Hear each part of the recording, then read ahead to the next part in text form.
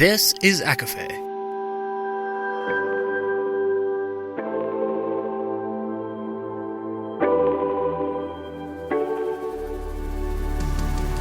Laura Marie and Jessica Marie proudly present A Court of Fandoms and Exploration, a podcast. Fair warning, everything the hosts say is explicit, full of spoilers and adult content and shall not be used against them. They have opinions. Let's try not to drag anyone for expressing themselves and just have fun for an hour. We all deserve it. This episode contains spoilers from history, including 1300 BCE and slight ACOWAR spoilers. There are also mentions of the other Boleyn girl and the Handmaid's Tale. For full list, please see show notes. Hi, everybody, and welcome to A Court of Fandoms and Exploration, your weekly deep dive into the fantasy, literature, and fandoms that we love. I'm Laura Marie. And I'm Jessica Marie. And today we are discussing Nefertiti by Michelle Moran. And the reason we're discussing Nefertiti, because of course we are A Court of Fandoms and Exploration, we are exploring Laura's genre. If you've been following the podcast for a while, you know that prior to reading fantasy, some of the history of the books that we read before starting the podcast, or really like the fantasy niche genre that we typically cover here, was the historical fiction genre that your grandma got you into. And so we've decided, like 6 months out from our birthday weeks, that we're going to explore each other's genres that we read outside of the podcast, because there are so many books out there and never enough time. So this week, Laura was kind enough to share Nefertiti with us. And okay, so I am holding up my original copy that I have. I can't believe you still have that. I still have it. I can pull it apart. See, I've pulled it apart. I'm pulling it apart on camera. It has come unglued. It's just, I've had it for so long. So long. I love this book. I've read it 1,000 times. I read it to my mother when she was in the hospital recovering.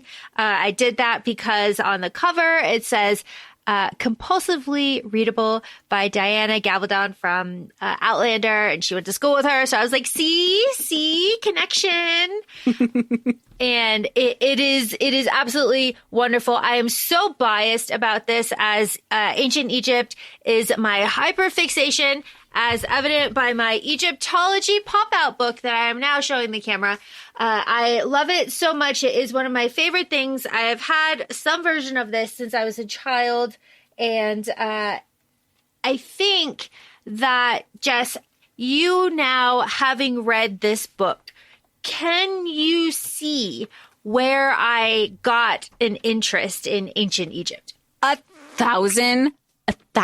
And I kind of had an inkling a little bit. We had like a loose context conversation many moons ago. I think it was like, girlfriend sleepover, and we were just like hanging out. And it was after Beyonce had released Lemonade, and then she had Nefertiti involved in her iconography in the album. And then how it was integrated into the Formation tour that we went to. And then the morning after the Formation tour, you were like giving me all of this historical context. Now, and I had already known that Egyptology was a hyperfixation of yours. I didn't remember much, but you were going in on Nefertiti, the feminism. We were talking about like that quote from My Big Fat Greek Wedding, where the man is the head of the family, but the woman is the neck, and and the neck can turn the head any way she wants her to. And that was very much Nefertiti. And that was just the tip of the iceberg when we were starting our conversation. And reading this, I was like, oh, she was the OG baddie. And everything was about bigger picture for her. And it was so funny because, and I know we're going to discuss it more in this episode, but the family dynamics. And then I was back and forth. I was like, oh, her sister, poor Mutiny. She's down bad for this boy. And everything's like, no, this is bigger than that, because also they are women. They're the only daughters in their family. So they have to think of, politics, positions, class, their royal status, where that like their grandfather was a general in the army. And I think the craziest part, and you even told me this was going to happen, that everything that was happening in this book, there were times where I was like, oh my gosh, the drama, but it was actually this, or damn, this is a lot. This feels like a CW episode, but it actually happened. And one of the first things that I said to you before we started recording was, history could be so cool. Like, this is the cool shit that I don't remember even learning in middle school or high school. I feel like maybe tapped in if you were pursuing it in undergrad as a gen ed course, if you chose to study world religion, world history, even then it's only grazed over. Yes. And before we get into it, I have an actual really good story about that to put it into context, Jess. When I was in college, my freshman year, of course, if you have listened to the podcast for a while, you know that I minored in religious studies. Then I was taking these like intro classes as you do, as a freshman. And I was in class with this boy who ended up being very prevalent, like even in my life now. So I was in class with this guy who I thought was kind of a dick, and then, you know, kind of proven right throughout the rest of my life. But he said something that was absolutely crazy. So I had to do a report on the Hittites, and I was like, yeah, all right. I'm totally down with this. And he did a report on Akhenaten, and he started going off about Akhenaten, and I was looking at, and the phrase that he said was, and now we all know the history of Akhenaten. And I looked at him like, who? What? And it wasn't until he started talking about it, I was like, oh, yeah. That guy. Yeah, no, I remember that guy. Yeah, totally. Because I was already in the setting, right? I already kind of had the context. But the way that he said that, like, it was just common fucking knowledge. It's not common fucking knowledge. No. And I was just like, you are a dick again. But Jesus Christ. But to what you said, Jess, in my Egyptology book that I have in front of me for kids, Nefertiti is reduced to one single page, and they're talking about the Amarna letters, and they're talking about, you know, and Aten and all of that. But it's just a couple paragraphs. Even now, there's, you know, the way that the information is presented to children is either non-existent or like very watered down. So it is then ripe for authors of historical fiction to kind of put their hooks in there and really expand on that story, because this is a rich environment, both like monetarily, goddamn, but also just like, just as you said, drama wise, and just, you know, what we're doing when this was like content. It is, I believe, 1351 BC. That is before. Okay, we don't even need to talk about JC here. We can talk about Ramses. This is before Ramses the Great. This is before all of that. This is before the Prince of Egypt. Here we go. This is before the Prince of Egypt. We all know the soundtrack. It is full of bangers. We've all seen the movie. This Nefertiti is way before that. And I just cannot tell you how fucking cool that is. Now, shame on me, I didn't see when this book came out, but did this book kick off your love for Egyptology and the appreciation that you have, or were you in it way before then? And then this kind of expanded onto that. This was out in 2007. Okay.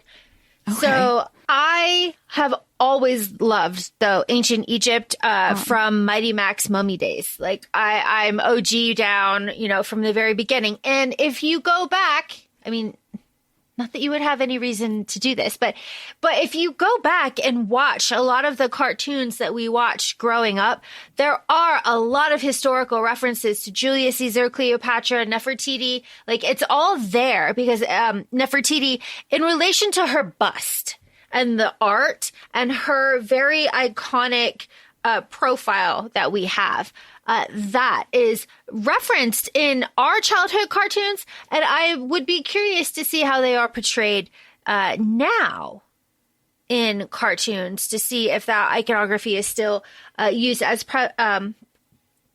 much. But yeah, it is very interesting. So Jess, I know that you read this mostly on vibes because I told you to do that, and it was also a time constriction thing. So I'm also really glad that you did, because I think I would have hyper focused on the wrong things if I didn't. Not the wrong things. There's really nothing wrong with it. I would just, if I didn't just vibe out with it, I would have never completed the book, because everything I would be stopping for and wanting to learn more. And if you all know, I love a good research, I like going in, but then it'll take me forever and a day because I just want to learn. And remember when we were talking about some of like our Greek mythology background, I went to a summer camp where there was a focus. We had like a whole this was in a time before space camps and art camps existed. And somehow my parents at the time found a history, Greek mythology course, summer camp that focused on that. So that was really fun for me then. So I kind of wish they had extended it to Egyptology now. Yeah. Like how, like where this has always been like Nefertiti. Did you learn about her when you were younger? Because like you said, that Egyptology book, it only has a page. And I feel like this book, you get to deep dive into she is that bitch. But she's also, there's this whole other side of her too. Because I think you had said she's very humanized here. She has a codependent relationship that's needy as fuck with her sister. But it also think about the conversations we've had about sibling dynamics and specifically sister dynamics, where I feel like this book portrays that of what you hear in a lot of like sister relationships. Okay. So I ended up learning about this entire situation through Akhenaten, through the man, right? Through the man. And Nefertiti, I didn't connect the two because like I just didn't. I'm dumb. Like I just didn't connect like Nefertiti and Akhenaten together. They were at the same time together. Like I just didn't. But I learned Akhenaten through his abolishing of the Amun priests and his practice of, exalting one god throughout all of Egypt and making that kind of the law.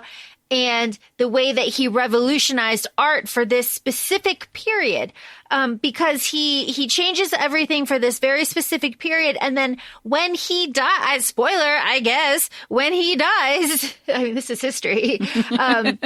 Spoiler. When he dies, he is chiseled away. Like Horhem chisels him away so that he is like forgotten, and they return to Amun, and they try to really think that, like none of that ever happened. Like, whoops, that's just a blip. Like, oopsies. We're going back to how Egypt always was. Like, we're correcting the course. And so I learned it through that. So here's the thing. I learned it through the men.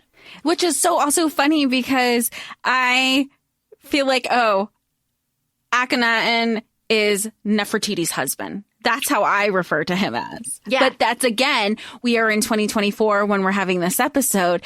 And it's not like, I know part of her, like she wanted to be so prolific and so renowned and never forgotten in history. Laura is my educator for all things.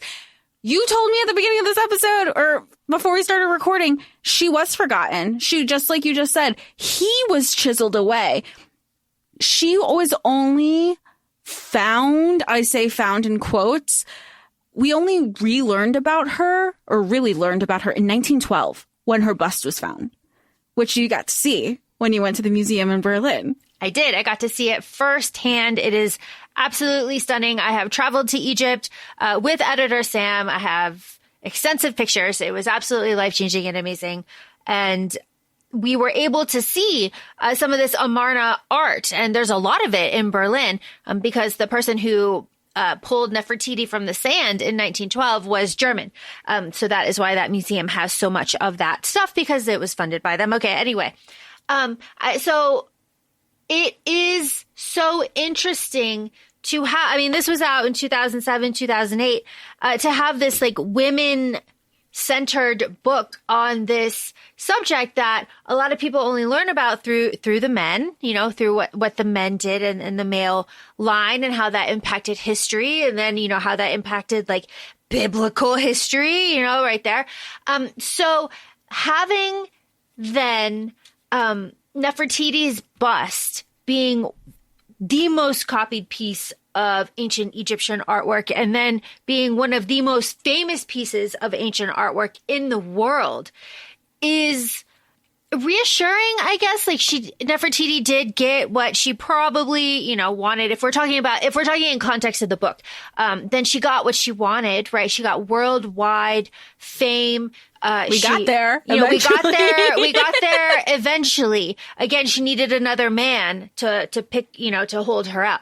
But we got there eventually. Now everybody knows her name. And if you don't know her name, you know the art. And if you don't know the art, then you know you can pull something.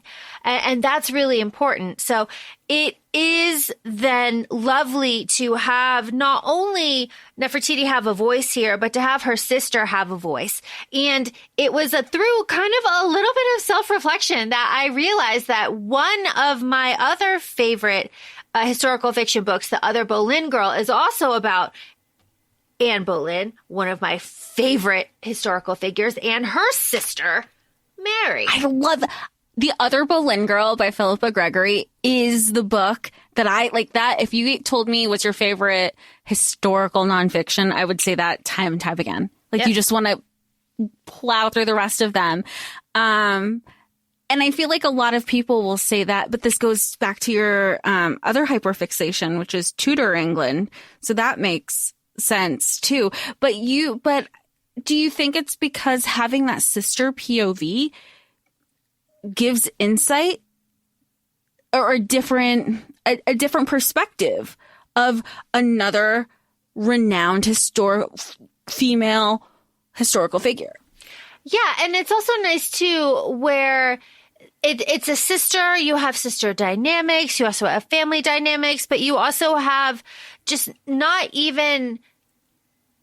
So you know it's not going to be just like politics all the time. You're going to have this like other part of the story, and it's going to be just like a little bit of sister bickering and a little bit of like, you know, get me my juice, you know, you do it best, like just little stuff like that. And that stuff is so fun because, and I think also that's part of the joy of historical fiction too, is that you can insert that stuff, and who's going to say, you can't, you know, like what, you know, you don't know. You can't prove it. You can prove that these people existed. And I think that is the really fun part. And you can prove some of the events have happened too. Yeah. And, you know, and the cities were built and all of these things.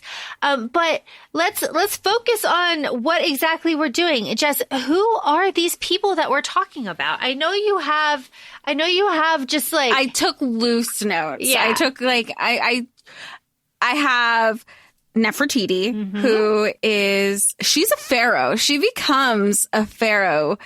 The control that this woman had over Akhenaten, I love this for her. I honestly do. And it reminded me of a conversation that you and I had off of the podcast and it really helped put me into perspective because this is the 1300s BC, like not 1300s, 1300 BC. And so women have only so much that they can use in their arsenal. And that is combined with just your wiles and your beauty. And she uses that to her advantage since day one.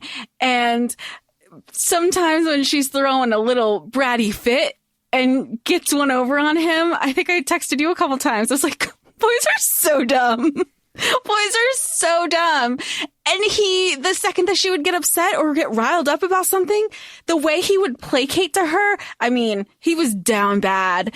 And she knew what she was doing. She knew what she was doing, as the Pharaoh but prior to becoming Pharaoh, she, married Akhenaten, who was the Pharaoh, who had so much control. He was kind of like he had to wait for his dad to die. His dad died. Again, spoiler, we're in 2024. All of these people are dead. You have Mutni, who is Nefertiti's sister. She's in love with the Pharaoh's general. And also when they go to marry into the court, Nefertiti with Akhenaten, Mutni gets a handmaid and essentially a lady's maid who is Aipu, and they become really like good friends. They have a great relationship, love them. And Kaya, who is Akhenaten's other wife that he chose kind of in a way, because there's a point where they say like, oh, you're going to inherit your father's harem. He's like, fuck that. There is T. T is Nefertiti's aunt, who is the sister of her father, and then I can't remember her mom's name. She's not really named. Oh, okay. But Nefertiti's father and her aunt Tai, they're related. T is the one who basically says, yes, I give permission for your daughter, Nefertiti, to be my son Akhenaten's next wife. Chief wife. Yeah. Chief wife. Chief wife. So the whole thing with Kia too, Jess, you said you got on Wikipedia. If you kind of Google Kia, you will see that she just kind of disappears. Yeah. Just like she does in this story. I mean, granted, we give her a death here, but... Yeah, we give her a death here. But there's no death recorded. Her funeral stuff was not used. It was just collected. And she's like chiseled on some stuff, and then she just... Which is also crazy considering she's the biological mother of King fucking Tut.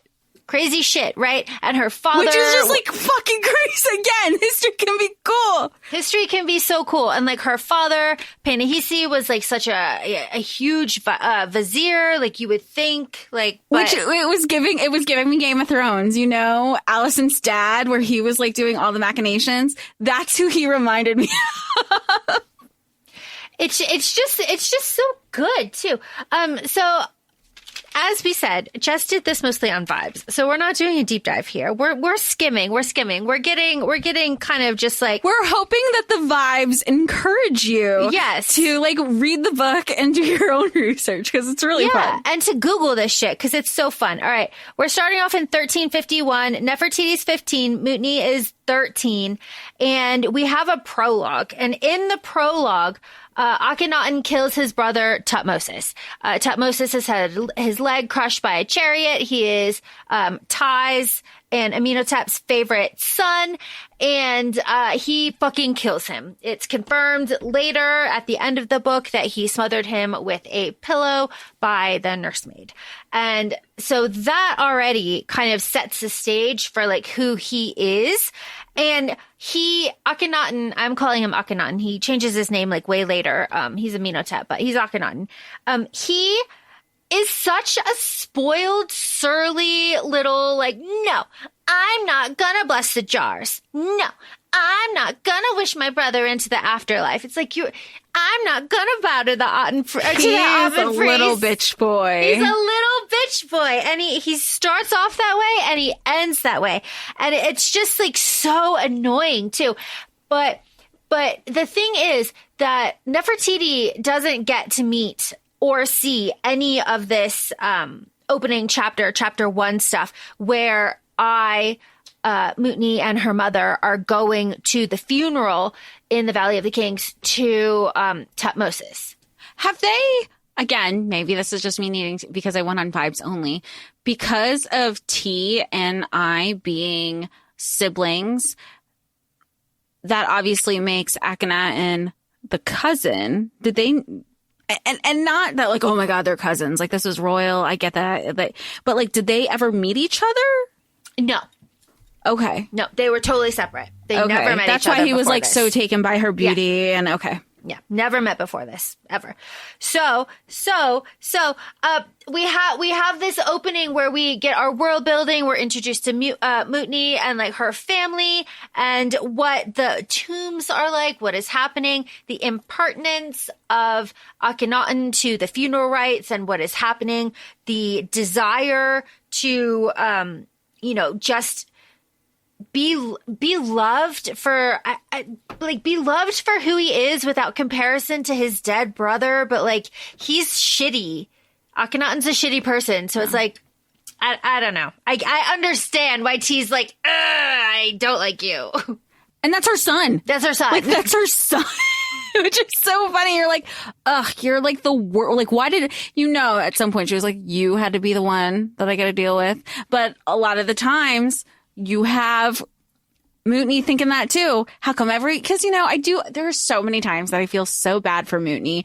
Mutiny is being the support for her family. She is, I don't want to say because she's a little sister that she's the spare, because that's not the case. She doesn't want the crown. She doesn't need the crown, but she is a people pleaser when it comes to her family and doing what's right and like family is everything, at the sake of her own mental health, especially as she gets older. Because where we start with this is, Mutiny is 12, 13. We do some time jumps, but it's her sister who is setting up the family to be married. Nobody's thinking about Mutiny's future. That's something that she brings up later. She's like, everybody else is taken care of. I want a life for myself. But, she begins to create those boundaries with her family, that she needs to put down. But again, like she is a people pleaser, little sister to do what's best for the family for a long time in the beginning. I say a long time, for the first few years.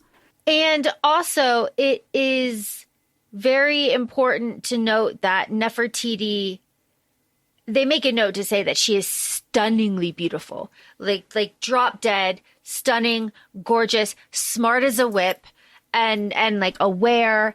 And it is, Mutiny says like she is glad that Nefertiti is first to be married because next to each other, like no one would ever notice her. And also Mutiny has her own strengths. Like she's her own person. Like she's the herbs. Like she has her own like talents. And that is something that Nefertiti is like begrudgingly respectful of. She's like, yeah, no, you understand. Like I was flirting with our teacher the whole time, but like I was honing my craft while you were honing your craft. And she brags about it too, because this is like where those like complicated relationship dynamics. She is her, like at the same time, she's her sister's like number one cheerleader. Who needs a physician? She's the physician. She's the one who's going to be in the birthing chamber with me. She's the one who's going to give you your medicinal herbs to give yourself an abortion. She's also going to give you the stuff if you're not feeling so well or having, seasickness. Like my sister can do everything and in high heels, basically. Yes. And it is also, we are led to believe that Nefertiti also can do almost anything. And her job now that T has given her when she chooses her to be chief wife is to control her son, to guide him away from his crazy delusions of Aten. And what she means is that her father also had these delusions of Aten, and he carved it into bedposts and he would rant and rave about it, and then he died.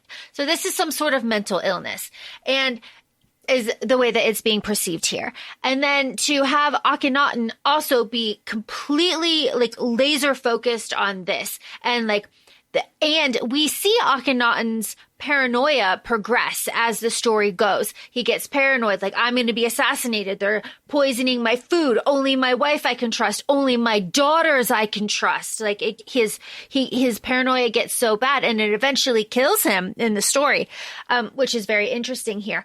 But Nefertiti being strong enough to control Akhenaten is not gonna go, or does not go, the way that anybody expects it to, because Nefertiti, here's the thing, you talk about complicated dynamics. Nefertiti in this story also has ambition. And her ambition, when she sees Akhenaten, she's like, okay, what can I do in this situation to make sure that me and my family are good?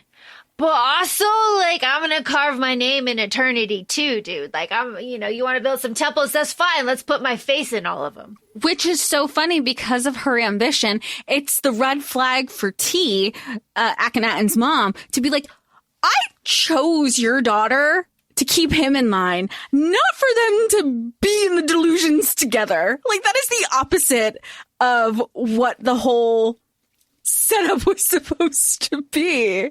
And her father, who's like the grand vizier, is just like, God damn it. What is going on? Like, you can't do this. And we have several scenes of Mutni and Nefertiti meeting in Mutni's room. And I just be like, Nefertiti, what the fuck are you doing? And Nefertiti being like, tell me what to do to make it better. Tell me how you would do it. Because, like, what the fuck? What else can I do? If I don't do these things, then he is going to go to Kia, and who knows what the fuck he's going to do over there. They get to talking and cuddling, and all of a sudden her dad's going to be the most powerful vizier in the land. She's like, she's 2 steps ahead of everybody, and it's just not the way. What's the expression? She's like, she's like, you know what? Fine. I'll do it myself. I hear where you all are coming from, but you don't know where I also see it going, because Kia is in the picture. And it's just, she's so smart, but it's also her fault too, because she has a little bit of paranoia. What do you mean you guys are meeting without me? What do you mean my family is talking, making these, Dad likes you so much better because you're a good listener. And he goes, and Mutni gives it right back to her. She's like, because you don't fucking listen. You sit there, you think you listen, and then you say, I'm going to do whatever the fuck I want anyway. So yeah, sometimes we're going to be meeting and you're not going to be there. And then, of course, later on, Nefertiti will be like, oh, only Dad understands because we're the only smart, political-minded people in the family. And I'm like, sometimes I want to be like, get off of it, Nefertiti. And then the other times I'm still cheering for her. It was just roller coaster of emotions, because I was like, yeah, why are you being a bitch? This has to be what being interacting with your sisters all the time must be like. Because the things they were saying to each other too, they were like, please, I miss you. Don't you have anything to say to me? I wish you were never my sister. The amount of times I've heard that, not with like my sister, but like I've heard those sister fights. I'm like, oh, these things are actually being said. So it's all really good. So we have, let's just loosely do some plot here. So what's happening? Akhenaten is crowned, and when he is crowned, he is going to be co-regent of Upper and Lower Egypt with his father until his father dies, and then he will take over all of Egypt. Okay, fine. BT dubs, that was disproven in 2012. That didn't end up happening. So, so I guess in reality, Akhenaten did all of this as just crown prince, which arguably is worse. It's worse. Because because he didn't have the power of Pharaoh and like the full power of the crown to do all of this. But like, well, too late now. Yeah, it's just kind of funny because like knowing that was disproven in 2012 and like the way that this story happened didn't happen in real life. This specific part of it is interesting. But back to this story. So Akhenaten will be co-regent with his dad. He will be in Memphis and his dad will stay in Thebes. Okay, fine. So we have we're introduced to Kia in the baths, and she is 4 months, I believe, pregnant. Something along those lines, with a child. And Nefertiti has to meet Akhenaten, and she learns that Kia controls Akhenaten through talking about Aten. And Kia's like, and blessed to Aten. And Nefertiti's like, all right, I can do that. That's what you're doing? I can do that. And she starts to do that. And she meets Akhenaten later. They go to a party and she meets Akhenaten on the balcony later. And he's like, I just want to be loved. And Nefertiti's like, yeah, just keep talking. Keep talking. All right. What else do you want, sir? He's like, I want to be loved by the people. You know, I will never bow to the Amen priests. You know, my father has no idea. Like, I have all these, he's like, I have visions. Nefertiti's like, you have visions. Okay. I can work with all of that. All right. Fine. That's great.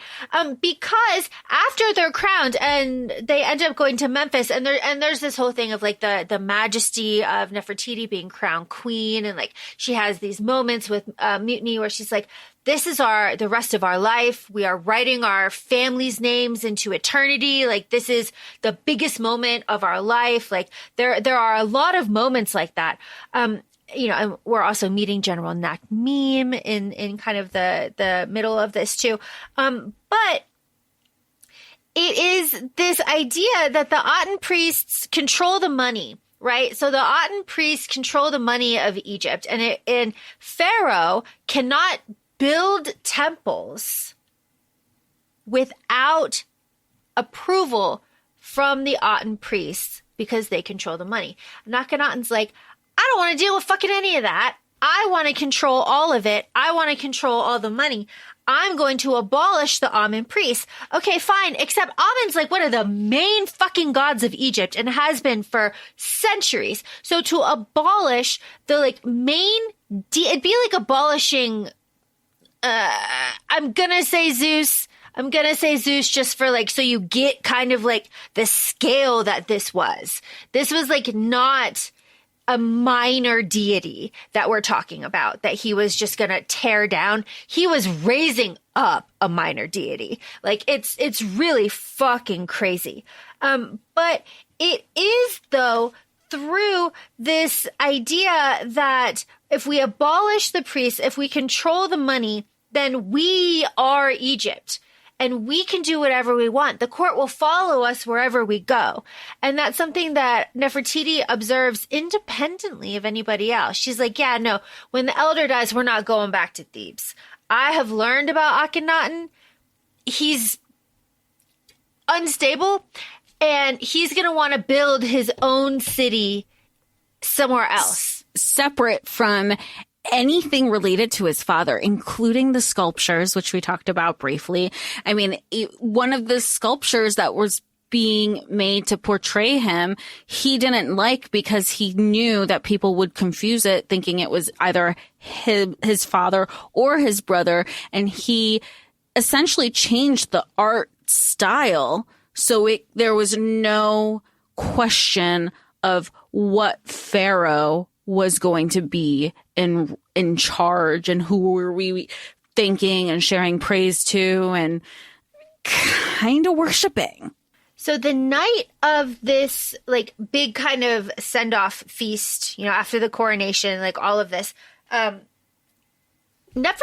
ends up going to Akhenaten to consummate their marriage. It's a big deal. We have already read The Handmaid's Tale. That episode has already been out. From this moment, from the moment that Nefertiti goes and spends the night, specifically, she spends the night with Pharaoh, there is a focus on pregnancy and children from both Nefertiti and Mutni that does not stop until the end of this book. And it is very interesting to have just read The Handmaid's Tale and to have that pregnancy, because we were just talking about how it is very difficult to conceive when you are surrounded by like pressure and when you are like in a tense environment and you are just like so focused, and it has to be, you know, in The Handmaid's Tale, it has to be a child. In Nefertiti, in this book, it has to be a boy. That is just crazy to me. So I guess, spoiler, Nefertiti ends up having 6 girls. Yeah. Which is also so interesting because I feel like that dynamic, and maybe this goes with his paranoia too, Akhenaten's paranoia, because it shifts, because we know that Kia is already pregnant. She winds up having a boy. So you have this pressure from Nefertiti to be like, well, not only do I need to be pregnant, I need to be pregnant with a boy because I'm going to lock him down or I'm his HBIC queen. And so when she does get pregnant, and she is pregnant a lot, holy hell. But when she gets pregnant, it's, you know, like Laura said, all girls. She's really hoping that one of these is going to stick. However, because of Akhenaten's paranoia, he's embracing every single girl because that's one less threat. So far, here you have Nefertiti really stressed, thinking that she needs to produce an heir, she needs to have a boy, there needs to be somebody. But he doesn't love his son the way he has every single one of these little girls is wrapped around his finger. And he even says, like, you wouldn't betray me. You wouldn't go against me. And I feel like that's also really telling, where she never, I don't know if Nefertiti ever thought like, wait, this isn't necessarily terrible because she's looking to stay in power and have their family lineage continue past Akhenaten. No? Yes. So her father, Mutni's not father. You. Not like I. It's called A-Y. I. And the book is A-Y. We listened to also through audio. It's I. It's I. The man is tired. So Nefertiti doing all of this. So after they're crowned, you know, they go to Memphis. She starts fucking him. And Nefertiti goes through a bunch of phases where they're in Memphis, where she has got to keep his attention. She is so afraid of him going to Kia and leaving her for Kia. And this is also part of humanizing Nefertiti, where she's like, don't leave me. I can't be alone. Like, I have to carve my name into eternity. I'm forgotten. I don't know my mother. There's no, like, pictures or anything about my mother. That will never happen to me. So Nefertiti is very much aware that she has got to keep Akhenaten's attention. So she starts riding in the arena every morning. She starts like helping him sketch temples to Aten. She starts, you know, double piercing her ears. She shaves her head. She starts, you know, doing all of these kind of audacious things that make him obsessed with her. But also, Kia is an aspect in their life until the end. And the way that Mutni kind of describes it is that Nefertiti is like glittering malachite and gold. And Kia is like soft. They read poetry together. They sit by the river. You know, they rub shoulders and feet. It's not politics and planning all the time. Would you consider Nefertiti Akhenaten's manic pixie dream girl?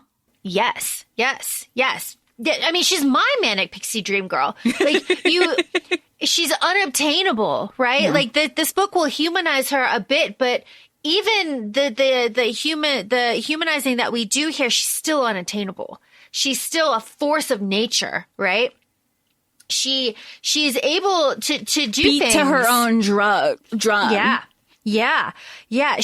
One of my favorite things that Nefertiti does is that she goes to Kia's like pregnancy, like birth party, like all in silver, and she sits there and she's like, tell everyone the queen is here. You know, she's like, let's go. Where's the music? You have Mutni like sis, do you really want to do that? She's like, yeah, I was invited, wasn't I? I'm just accepting as the queen. I'm just accepting the invite. And Kia doesn't know how to handle this. She's never had any competition because she's always been the apple of Akhenaten's eye until Nefertiti showed up. And it's just a wild dynamic because at some point there's just no respect to be had from anybody unless you're within Nefertiti's family. My second favorite, I think, part in this book is where Nefertiti, and of course we're moving along with the plot. We're doing it loosely, of course. Nefertiti goes, I have had a dream. We know in Ianthe, when Pharaoh and Akawar, she's like, I don't know. And you have like, the sun was like beaming behind her. And the fact that Kia's dad looks at Mutiny at the same time, he's like, do you believe this bullshit? And Akhenaten's eating it all up. He's like, yes, what did your dream say? It must be true. It's like, I trust my wife in all things, even her dreams. And of course, I went to the priest and like paid him off and be like, yo, say this. So they set up Panahisi to be the high priest of Aten. And Panahisi's like, oh, fuck, I don't want this. Which is also so funny because when Panahisi does it later in the book, but he gets two priests, like he doubled down. And they're still able to be like... You know what is so funny? It just, all of it is so funny. Again, like, there's not spoiler. This is history. Akhenaten, sir, you are dumb. Everybody's playing you. Dumb man. And because Kia's like, your sister just, helped us up the throne. Like, she just made my father the high priest of Aten. He's going to collect all of the treasure from all of the priests.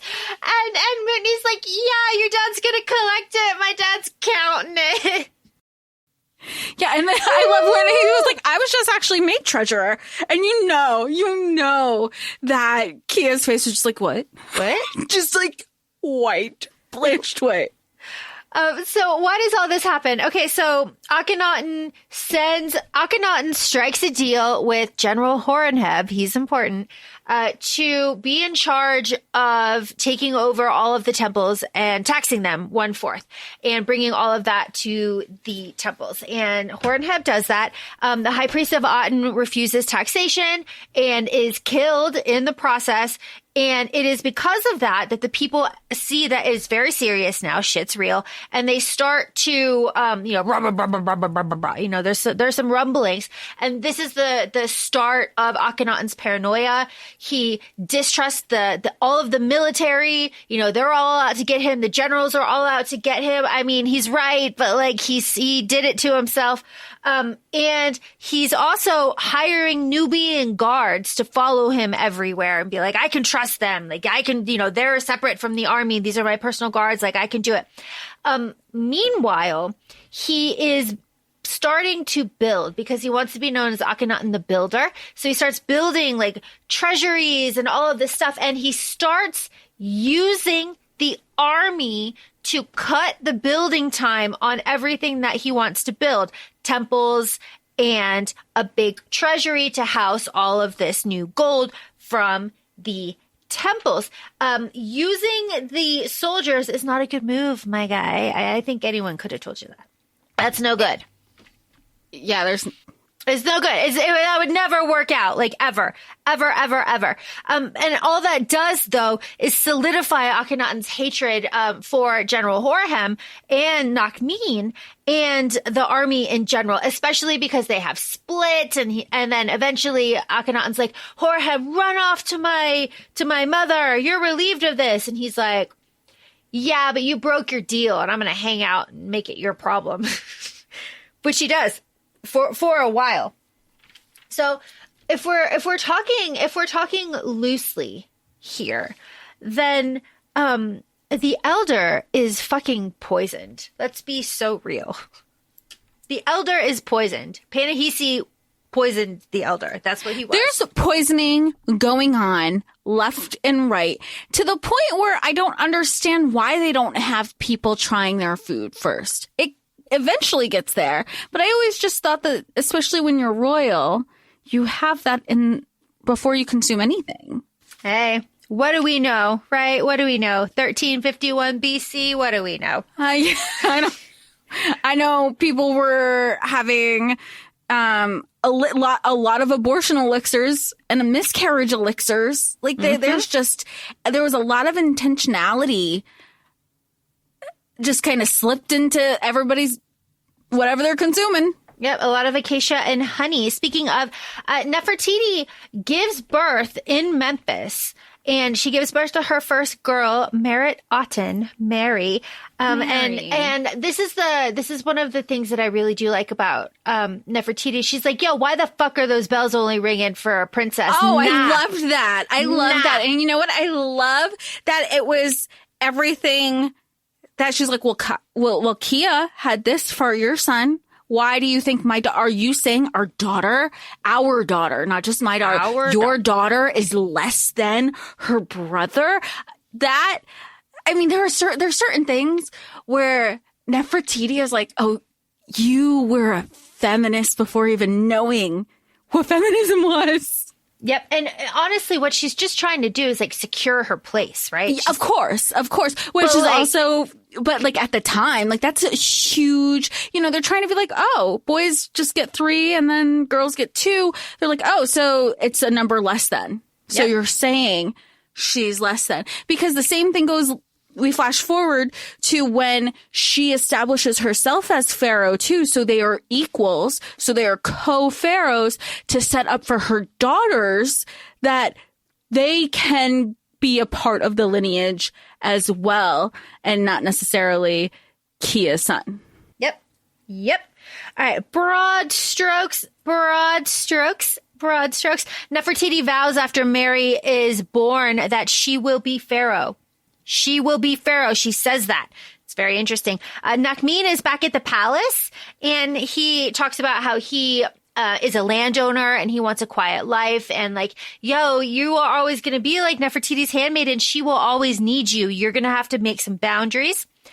Here, the elder dies. This is where Nefertiti shaves her head and has her new crown, the crown from the bust that we know and love. That crown is there. And this is where we move to Amarna. So after the elder dies, Akhenaten's like, pack it up. Let's go out to the fucking desert.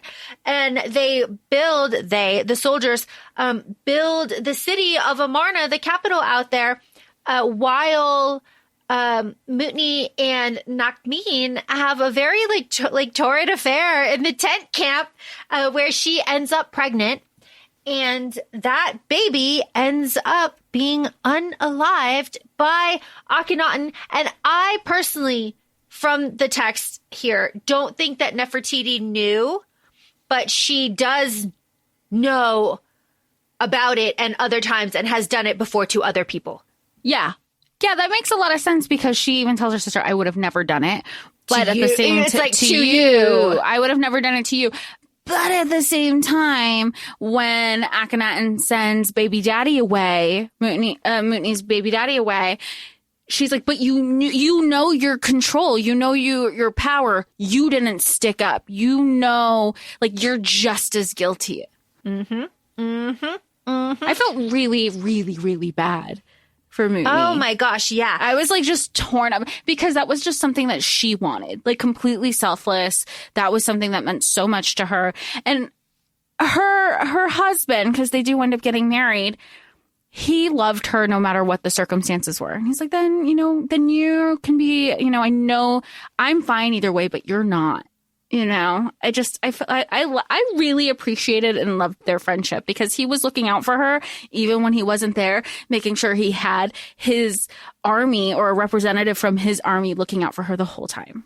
Yes, the whole time where she, Mutni, after she is poisoned and storms out, she confronts Pharaoh and Nefertiti in the Great Hall with her box. Who poisoned me? And then she runs out. That was immediately when she goes, all bets are off. Yeah, fuck all of you.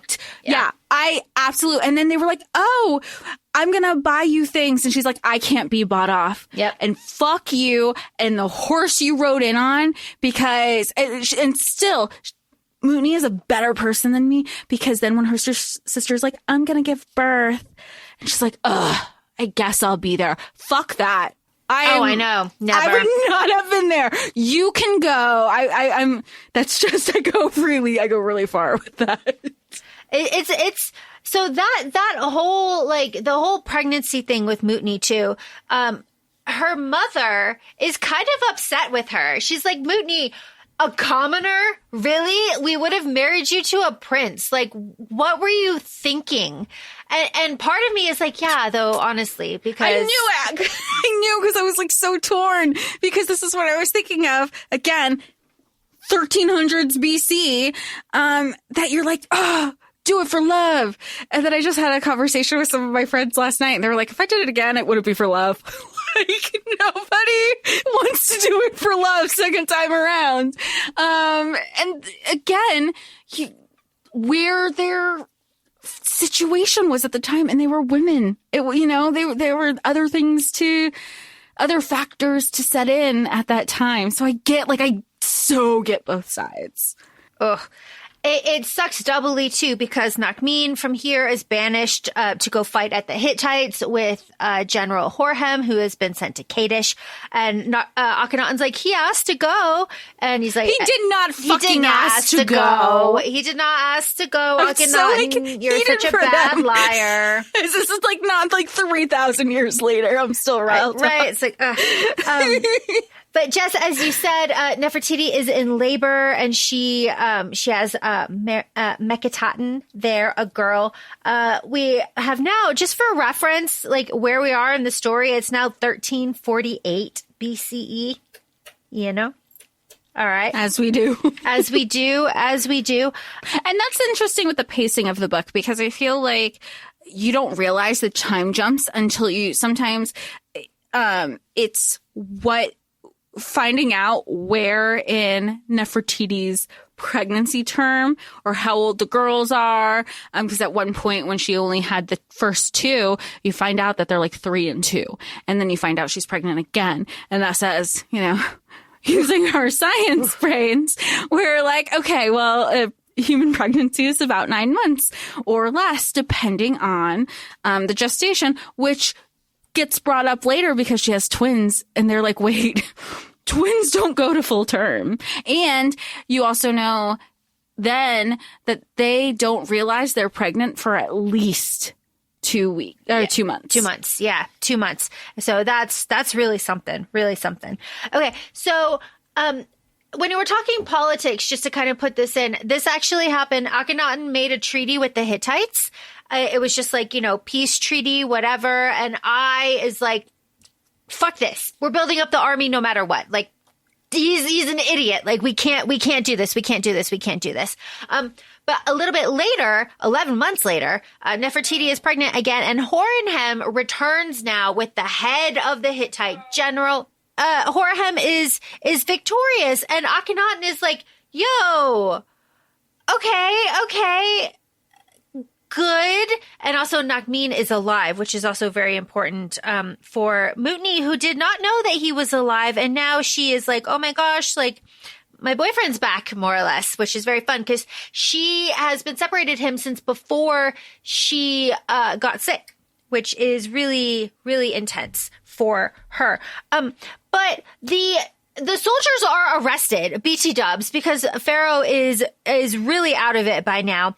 And Nakmin ends up being freed by Nefertiti. And this is where the sisters have a moment. Nefertiti is like, get the fuck out of the city. Like, take the general and like get out, because like shit's going down. I can get him. Everybody else is in jail. Like, go. And they're going to be executed too. And the whole reason that there's going to be an uprising from the general population, because they're excited that they came back with the head. However, Pharaoh, not so much. So to distract the people, he's tossing out gold and silver and just like riches to them to distract, having the soldiers being brought in to be jailed and executed. So while this big distraction is happening, Mutiny and Nakmin are sneaking out the back gate, and they go back to Thebes, and they end up having a very comfortable, very lovely, quiet life in Thebes until I shows up and is like, we are having secret meetings here because this is, again, the only safe place where we can meet. And they end up having secret meetings with the old priest of Amun in Thebes. And all of these old nobility being like, rebellion! And Nakmin being like, not yet. And I being like, see, I'm not killing all of you. So we're gonna have rebellion soon, just not yet. Which is important because Egyptians are patient until they're not. I feel like we all are. Yeah. But like that's kind of what they say in this book. Like, one of the, Egyptians have patience, but you can only have so much, which is really kind of where we're at, because here from this point on in the book, we are racing towards tragedy. We're racing towards the end, which I find hard, but also you get kind of swept up into this, right? Because by this point, Amarna is being built, almost done. Nefertiti's face is fucking everywhere. She's worshipped as a goddess. There's like personal shrines to her. Like, it's wild. Well, every time that, because at this point, Mutiny kind of comes back and forth to Aparna every time that Nefertiti's pregnant, or is due, I should say. Every time she's about to be due, Mutiny goes back. And every single time, she's like, holy shit, what is happening? Like, to me, you're just my sister who really fucking pissed me off. But you're worshipped. You're worshipped. And Nefertiti has a very codependent relationship with her sister, where she tries to kind of keep her sister with her and Aparna under false pretenses a lot of times. And when she finds this out, when she's like finally circumvents one of the letters that her husband had written her, she goes, what else are you hiding from me? I'm out. I'm here till you give birth, and then I'm out. I have my own family. You're no longer, once again, my family died because you killed them. And of course she gets them back. She's like, you're not my family. You're not treating me like family. But eventually she again comes back and to her sister saying, I know you're not going to come back unless your husband comes with you, so you can bring him. But please come back because I'm pregnant with twins and I'm going to send a fucking boat. So you better come. And that is... Oh, yeah. By the way, the boat's already on the way. Yeah, by the way, the boat left like 3 weeks ago. So hurry up, which I find very fun. There's a side plot where Apu gets married and has a baby boy. And that, again, Mutiny just is yearning for a child. So every time Nefertiti is pregnant, it's just like twisting the knife for Mutiny. And she believes that she will never have children. So, but yeah. I thought whatever Akhenaten gave her was like something that sterilized her until she finally had her baby, and I was like, oh good. It's like, yay. And I was happy because like, oh, and this really happened. It really happened. I was so happy for her. So while we're here, right? Nefertiti is 6 months pregnant and she is like sick with these twins, and she says, if I die, Mutiny, you must make Akhenaten queen after me. You have to do this. You have got to do this. It's like one of those things. And Mutiny's like, yeah, okay. But she ends up having 2 girls again, 6 girls total. But Mutiny is pregnant now. So Mutiny has her moment of being like, I'm pregnant. Nefertiti, like I will find a way, all of these things, like we will be safe. Because there is a Durbar. And the Durbar is the beginning of the end for everybody involved here, except for I and Mutiny, I guess. Because the Durbar is the celebration of the reign, but it's really just Nefertiti becoming pharaoh. That's what we want. Nefertiti becomes pharaoh, co-regent, Nefer-Aten Nefertiti. She is crowned. The Hittites are invited though. And that's a problem because with Hittites comes plague.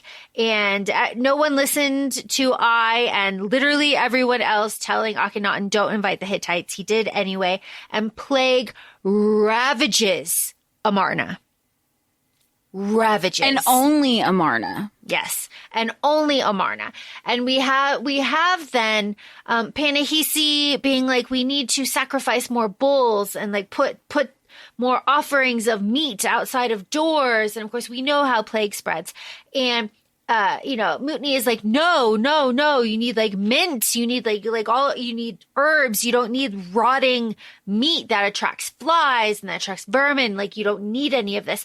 And it is then horrifying as the plague runs through the palace, because Mutiny is pregnant, but Nefertiti loses 4 of her daughters. Ugh. Like every single day, and they even tried to sequester and quarantine all of the children at one point, where T even said, I will oversee all of the kids. Just keep them with me, because they're the next generation. They are children. They shouldn't be plagued with this. They didn't ask for it. And she dies. Yeah. Everybody it decimates. Yeah. This city. Decimates the city. Nefer, Kia's first child, also dies. Kia ends up dying, but she is able to birth Tut, which Mutiny vows to watch over. The city obviously is rioting. The food isn't coming. Nothing is working. Everything has broken down.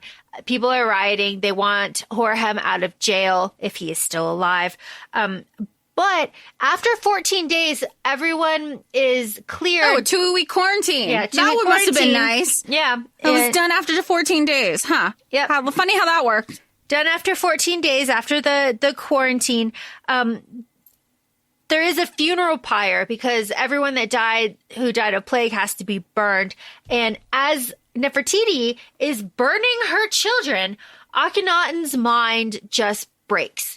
And he has his moment where he said, this is caused by people secretly worshiping Amen in the city. Open the gates. I'm going to burn their houses down. And he runs through the gates and he sets fire to some houses and he disappears for a while. And then he comes back, of course, riddled with plague. And he ends up dying.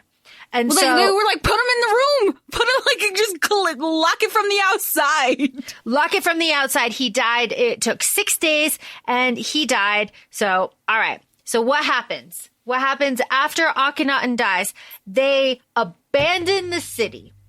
They go back to Thebes, and there is a massive renaming ceremony. This is the beginning of the erasure of Amarna, Akhenaten, Aten, all of this. In this, but this hasn't been proven. It is just very likely that Nefertiti became the pharaoh's second Kara. Ra, I cannot pronounce. It's very long. It's strong as Ra. Merit Aten, make her queen of Egypt. Anaxanan Amen, not Aten. Renaming. We're renaming Tut Unk Amen instead of Tut Unk Aten. We are renaming. We are moving past, moving beyond. And when we're talking about the end of this book, this is about the heretic Pharaoh is over. Amen has returned to Egypt. This is what it is. But Nefertiti is still meeting with the Aten priests, which is her downfall. Yeah. And she does, because she also doesn't tell anybody about this meeting. She only tells her sister, and her sister says, I don't think that's a good idea. And Nefertiti's like, I'll do what I want. And she goes to her dad. Dad, have you seen Nefertiti? And he goes, oh yeah, she's hanging out with Mary. She goes, no, she's not. She's meeting with the two and that's when they knew. They knew. And they're running through the palace. They're running, looking for her. No response. And they find her and Mary unalived. Yep. They had been killed by the Aten priest. They'd been stabbed. At this point, Merit Aten was 15. It's quite something. And then later, of course, we're at the very end of this book. The Aten priests stormed the mortuary where Nefertiti was, and they desecrated her body with extensive damage to the face and chest. That is not proven in real life. It's just, but, Tut will use her sarcophagus next. Mutni, when you're ready, when you're collected, let's go. We're having a family meeting about Tut. Like, we got shit to do. It doesn't stop just because, here it is. So we got to put Tut on the throne. It's all going to be different now. Like Horhem and Nakmin will be there. They will help guide Tut. It's going to be different. It'll be a different, rule for Egypt. And that's where it ends. And we have the afterword, historical record like Horhem and Mutni. Pharaoh and Queen. And then Nefertiti's body has never been found. That's the end of the book. And there's a sequel, The Heretic Queen, which is about Nefertari, which is all very good. Jess, how do you feel about this? I want to read more historical fiction. Yeah, it's good as shit, right? Yeah.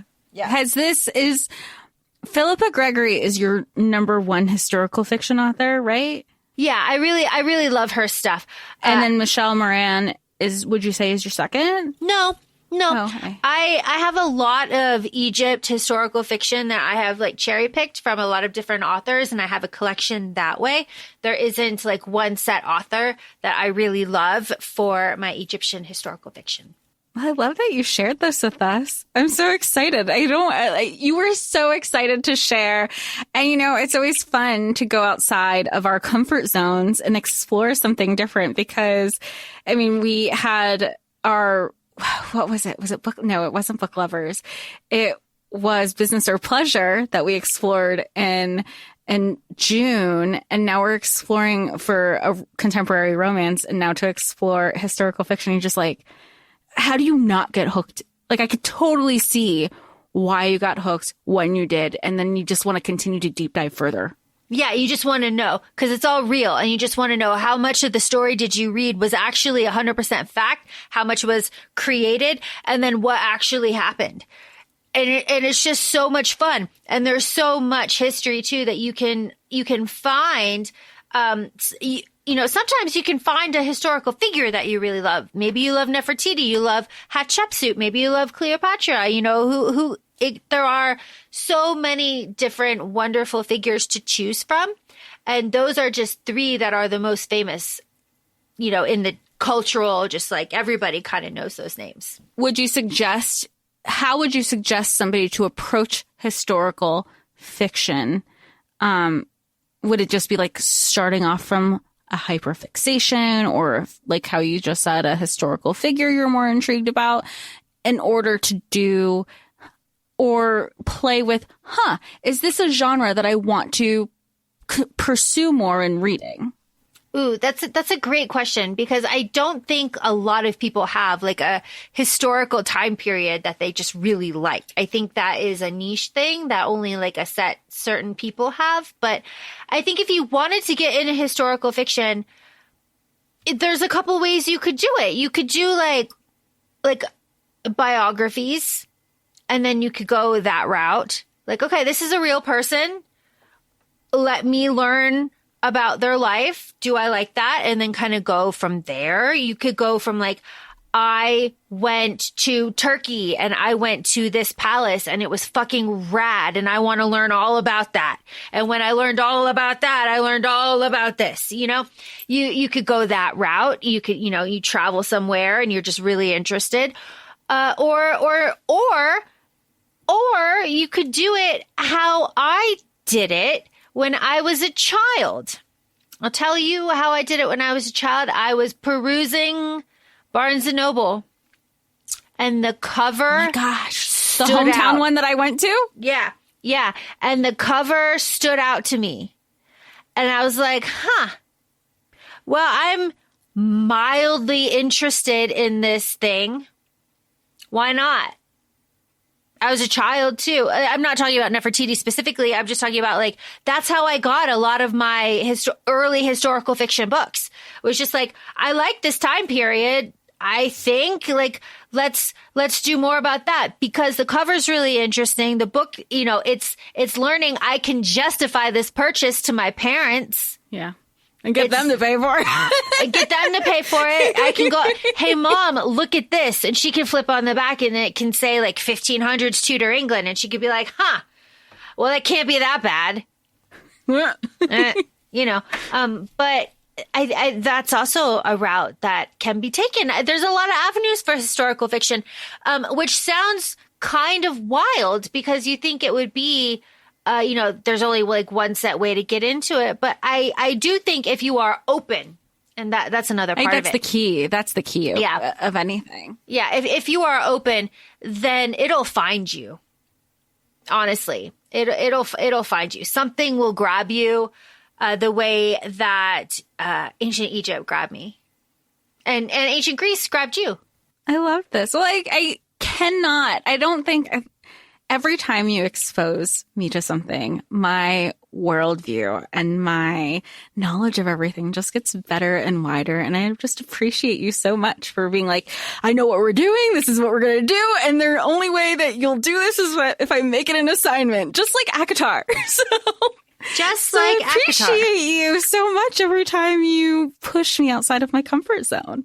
Well, appreciate you for actually doing the work and reading the book. Because I can't tell you how many times growing up where I would be like, read this. And someone would take my physical copy and be like, sure. And then just either never give it back or give it back and be like, I didn't read this.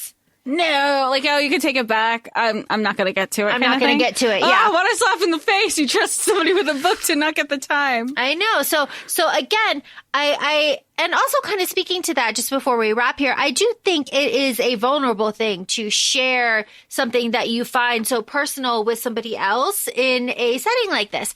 And like, obviously, as I shared before, my copy's falling apart. This has been with me for a very, very, very long time, obviously. So this is kind of vulnerable for me. Like, this is my hyper-fixation. This is the thing that I love. I have pictures from my own, like, personal trip. No, I did not get to go to Abu Simbel and see Nefertari's statue, but, maybe one day, but I did sail the Nile. So there is that. But you have so many cool stories.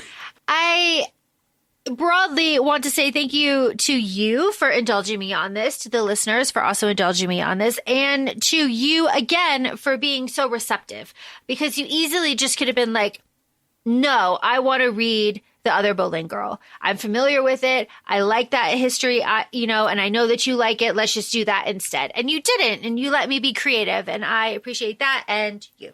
Appreciate you so much. But with that being said, thanks for listening. Thanks for taking the time. You can find us at ACOFAE Podcast on Instagram. We're also both on TikTok, ACOFAE Laura and ACOFAE Jessica. Thanks so much, and we'll talk to y'all soon. Bye. Bye.